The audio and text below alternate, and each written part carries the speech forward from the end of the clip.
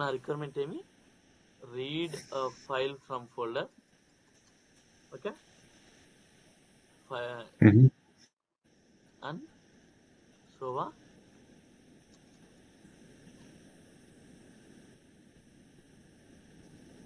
write file into different folder. Clear?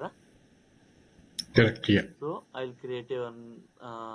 నేను ఇక్కడికి వచ్చి డి డ్రైవ్ లో నిశాంత్ అనే ఒక ఫోల్డర్ క్రియేట్ చేసిన, నిశాంత్ అనే ఫోల్డర్ లో రీడ్ అనే ఫోల్డర్ ఒకటి క్రియేట్ చేసిన, అందులో emp.csv అనే abc.csv అనే ఫైల్ ని ఒకటి క్రియేట్ చేస్తాం. Correct. Okay. ఓకేనా? So amount okay. సో ఇదన్నమాట.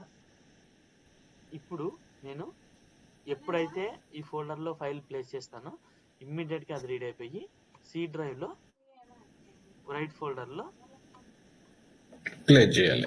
అదే అమౌంట్ రిసీవ్. సో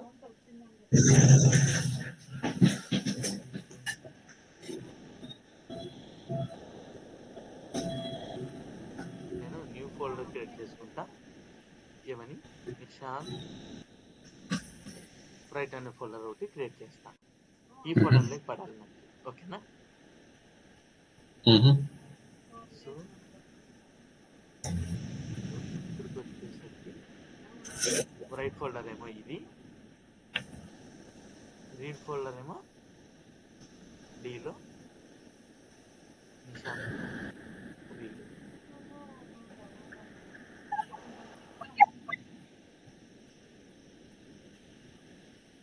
ఓకేనా? క్లియర్ ఉంది కదా?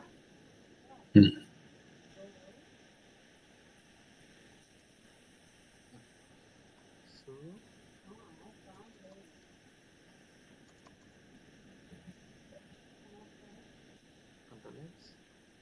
ఇది క్లియర్ కదా? సో డిలో నిశాంత్ లో రీడ్ లో ఉన్నవి సిలో నిశాంత్ రైట్ ఫోల్డర్ లేకి పడాలి. Exactly. I'll create a project. I'll close all the files.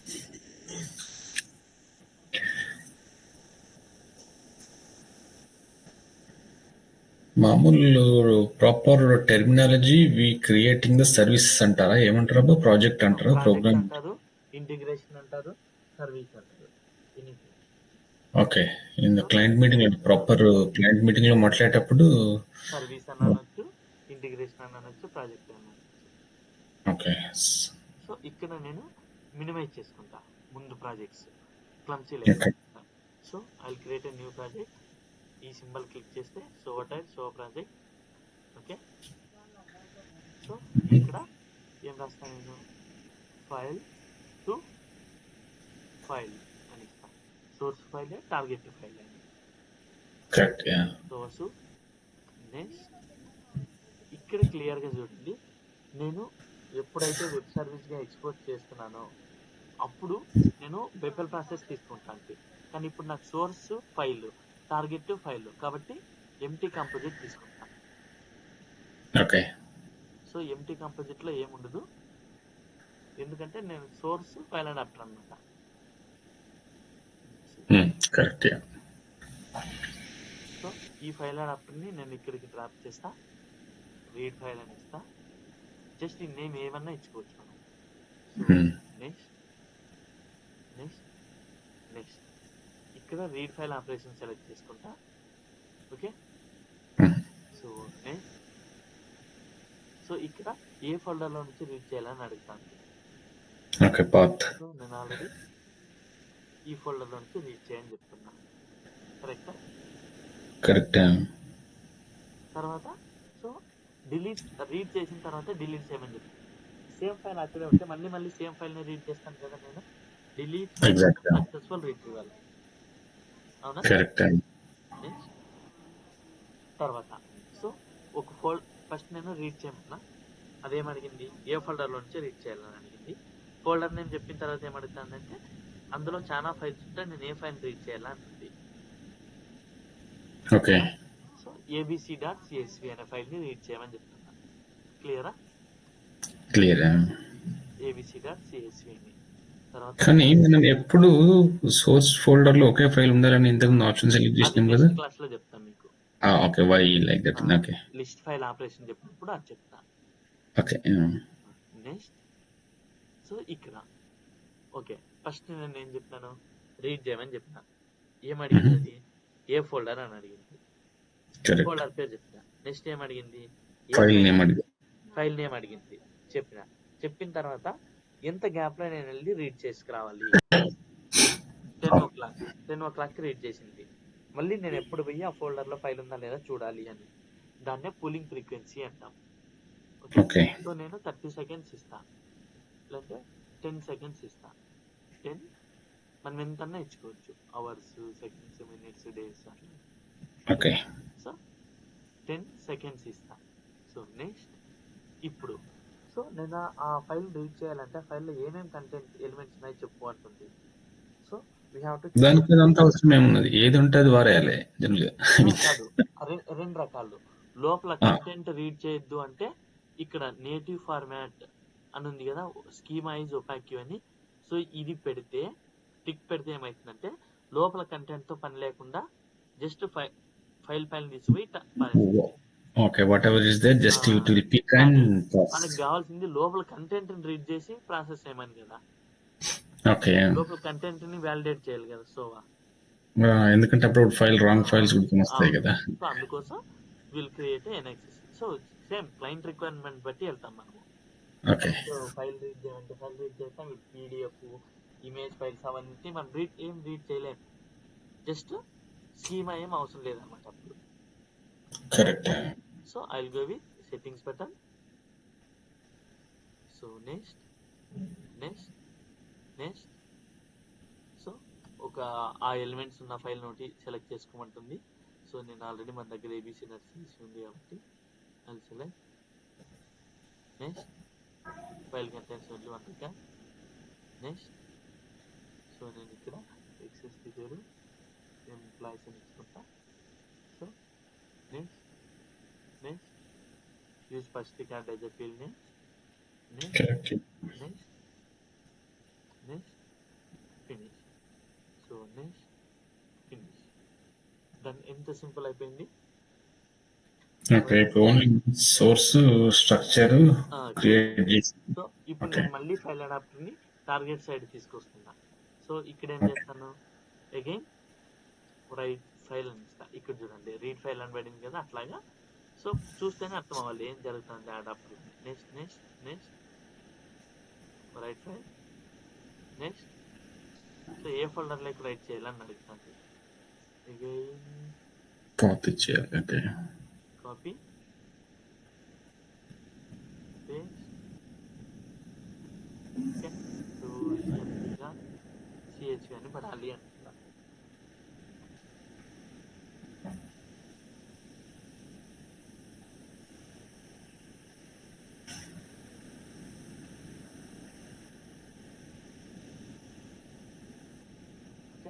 So ఈఎంపీగా సిఎస్వి అని ఇస్తున్నా.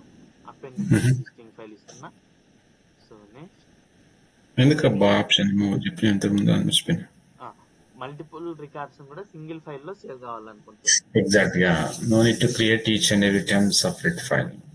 అవును. ఓకే, సో emp.csv అని. సో తర్వాత ఇప్పుడు నేనేం చేస్తా, నెక్స్ట్ సేమ్ మళ్ళీ రైట్ చేయాలంటే ఎక్స్ఎస్టీ కావాలా. మనకి ఇన్పుట్ లో ఉన్న ఎక్స్ఎస్టీ ఎలిమెంట్స్ తోనే ఒక ఫైల్ క్రియేట్ చేయాలనుకుంటున్నాము కాబట్టి నేను సేమ్ ఎక్స్ఎస్టీనే వాడుకుంటా. సో ఎలా వాడుకుంటాను, ఈ సెర్చ్ క్లిక్ చేసి so project schema files, NXST schema, employees. Okay అంతే. ఓకేనా. So next finish. సో నా రిక్వైర్మెంట్ ఏమి, సేమ్ ఎలిమెంట్స్ తోనే ఫైల్ క్రియేట్ కావాలి కాబట్టి డిఫరెంట్ ఎలిమెంట్స్ ఉన్నాయి అని క్లయింట్ చెప్పినంటే నేను ఇంకొక ఎన్ఎక్స్ఎస్టీ క్రియేట్ చేసేవాడిని. సో ఇప్పుడు నేను ఇక్కడ సోర్స్ ఉంది, టార్గెట్ ఉంది, బెఫెల్ లేదు. సో ఈ బెఫెల్ ని డబుల్ క్లిక్ ఇచ్చి ట్రాక్ చేసి ఇక్కడ వదులుతా. సో ఇక్కడేమో నో సర్వీస్ అని ఇస్తా, ఎందుకంటే ఆల్రెడీ నాకు సోర్స్ ఉంది, నువ్వేమి సపరేట్ గా వెబ్ సర్వీస్ క్రియేట్ చేయొద్దు అని చెప్తున్నా. No service. ఓకే. సో ఇప్పుడు నేను సో ఈ రీడ్ ఫైల్ నుంచి బెఫెల్ కి మ్యాప్ చేస్తా. జస్ట్ పాస్వర్డ్ ఓకే చేయండి. సో ఈ వెబ్ నుంచి మళ్ళీ రైట్ ఫైల్కి మ్యాప్ చేస్తాను. Okay, so this I'll go అని సేవ్. సో వెబ్ ఓపెన్ చేసి ఇప్పుడు మామూలుగా అయితే ప్రతిసారి మనము వెబ్ సర్వీస్ క్రియేట్ చేసినప్పుడు రిసీవ్ యాక్టివిటీ వచ్చేది, అవును కదా. కరెక్ట్. ఇప్పుడు మనము వెబ్ సర్వీస్ చేసుకోలేదు కాబట్టి మనము రిసీవ్ యాక్టివిటీని ఇక్కడ డ్రాప్ చేసి ఈ రిసీవ్ని రీడ్ ఫైల్కి మ్యాప్ చేస్తాం. రిసీవ్ కొంచెం పట్టుకొచ్చిన ఓకే వెబ్ సర్వీసెస్ ఇక్కడ నుంచి అదే ఓకే ఓకే. సో ఇక్కడ క్రియేట్ ఇన్స్టాన్స్ అని టిక్ పెడతా. తర్వాత రిసీవ్కి మాత్రం ఎప్పుడు క్రియేట్ ఇన్స్టాన్స్ టిక్లో ఉండాలి. ఓకే, సో ఇక్కడ వేరియబుల్ క్రియేట్ చేస్తా, ఇన్పుట్ వేరియబుల్. ఓకేనా, రిసీవ్ ఇన్పుట్ వేరియబుల్ అని ఒకటి క్రియేట్ అయింది. ఓకే కదా. తర్వాత మళ్ళీ same invoke drag and drop చేసుకుంటా.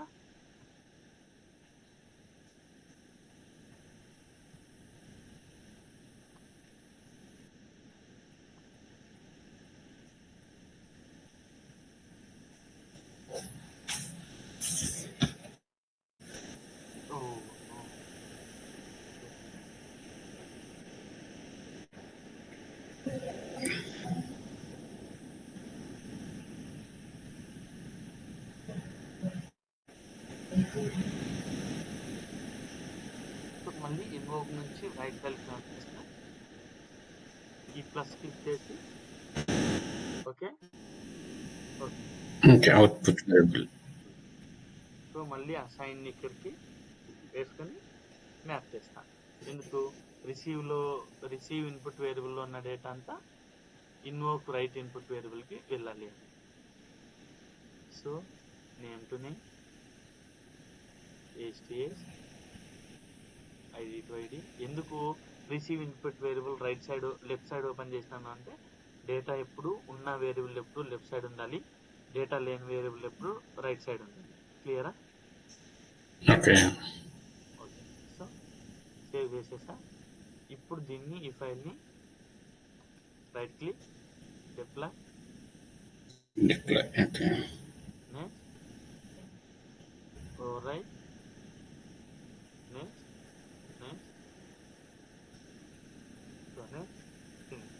సో నేనేమి దీన్ని టెస్ట్ చేసే పని లేదు. ఎందుకు? ఈ అడాప్టర్కి ఆల్రెడీ చెప్పేసిన రీడ్ ఫైల్ ఆపరేషన్కి నేను ఆల్రెడీ చెప్పేసిన ఎవ్రీ 1 minute నువ్వు ఎవ్రీ 10 seconds వెళ్ళి ఆ ఫోల్డర్లో ఫైల్ చూడు అని చెప్తున్నా. ఉంటే ఆ ఫైల్ని రీడ్ చేసే అని చెప్తున్నా. సో చూద్దాం, ఆటోమేటిక్గా ఈ ఫైల్ డిలీట్ అయిపోవాలి. నేనేం చేయను, డిసపియర్ అయిపోవాలి. ఓకే,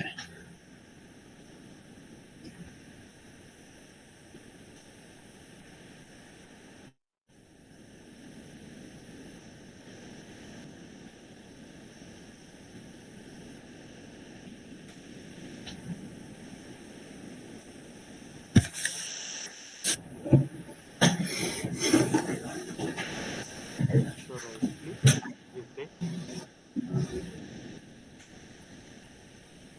సో డిప్లాయ్ కాలేదా? warning there are no exploit reports. ఇంకా డిప్లాయ్ కాలేదు. సో ఓకే, ఇంకా ఇక్కడ స్లో ఉంది. సో ఆటోమేటిక్గా మనకి ఇక్కడ డిలీట్ అయిపోతుంది. Yeah done, disappeared.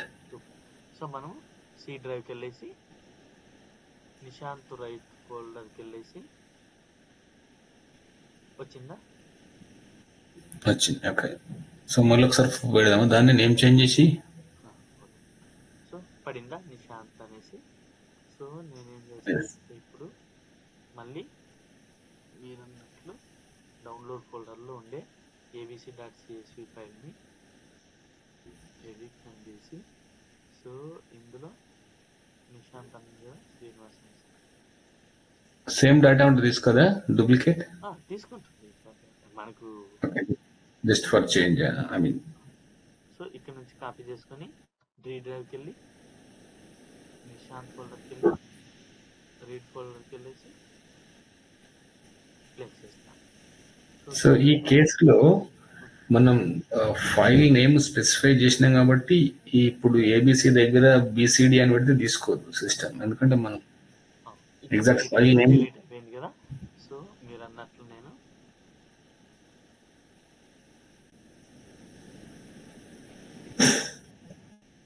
డేటా కరెక్టే, ఏబిసి కాపీ అని ఉంది కదా. సో నేను ఇప్పుడు పెడతా చూడండి. అదే సేమ్ టైం ఏబిసి కూడా కాపీ చేస్తాను.